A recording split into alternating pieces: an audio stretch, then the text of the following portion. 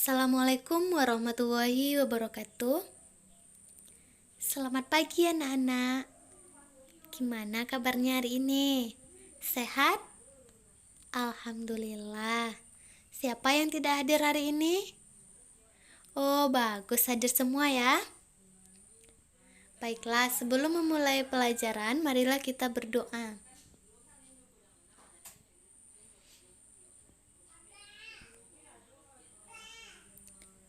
Baiklah anak-anak, kemarin kita telah belajar sistem saluran pernafasan. Nah, sekarang kita akan mempelajari organ pencernaan pada manusia dan fungsinya. Sebelum kita masuk ke pembahasan, Ibu akan menyampaikan tujuan pembelajaran kita. Nah, di sini Ibu harap anak-anak mengetahui organ-organ pencernaan pada manusia dan memahami fungsi organ-organ pencernaan pada manusia. Nah, sekarang kita masuk ke pembahasan. Sistem pencernaan pada manusia. Apakah ada anak-anak ibu yang tahu apa itu sistem pencernaan?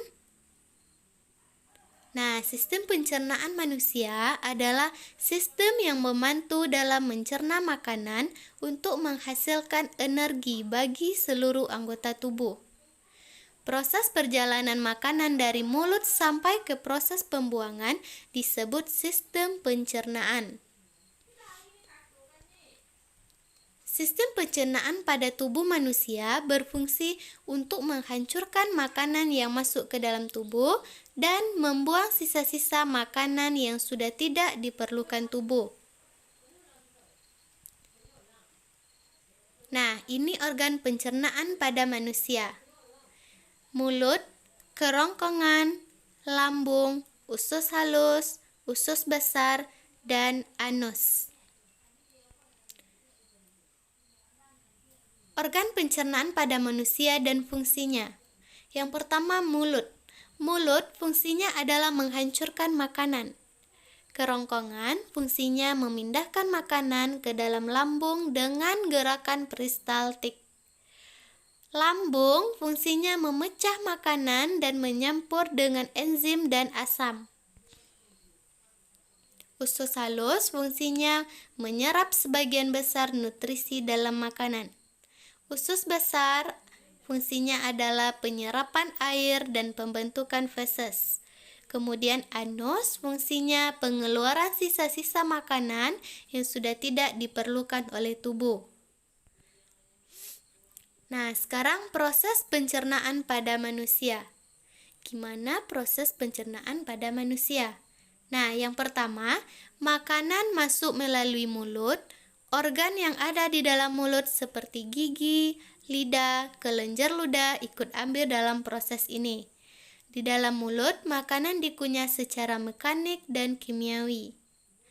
Yang kedua, makanan yang sudah dikunyah akan melewati faring dan persimpangan saluran dalam rongga mulut ke kerongkongan. Yang ketiga, setelah melalui faring, kemudian makanan masuk ke kerongkongan. Di dalam kerongkongan, makanan akan didorong menuju lambung. Gerakan ini disebut gerakan peristaltik. Keempat, setelah sampai ke lambung, makanan akan diolah secara kimiawi dan mekanik. Secara kimiawi, makanan dicerna oleh asam lambung, enzim pepsin, dan enzim renin. Sedangkan secara mekanik, makanan akan diremas-remas di dalam lambung. Yang kelima, dari lambung makanan akan didorong ke usus halus. Di dalam usus halus, sari-sari makanan diserap. Keenam, dari usus halus makanan akan didorong ke usus besar. Usus besar menyerap air dan mineral dari sisa-sisa makanan. Kemudian, makanan yang sudah dicerna akan dikeluarkan melalui anus.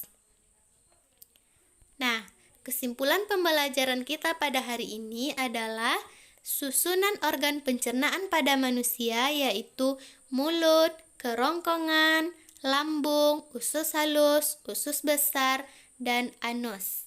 Sistem pencernaan yang baik akan sangat berpengaruh terhadap pertumbuhan dan perkembangan manusia. Sistem pencernaan merupakan sistem dasar sebelum sistem-sistem tubuh yang lain bekerja, karena sumber energi yang didapat dari organ lain bergantung dari sistem pencernaan dan memprosesnya. Nah, anak-anak ibu, cukup sampai di sini pelajaran kita hari ini. Kita tutup pelajaran kita dengan membaca Alhamdulillah. Assalamualaikum warahmatullahi wabarakatuh.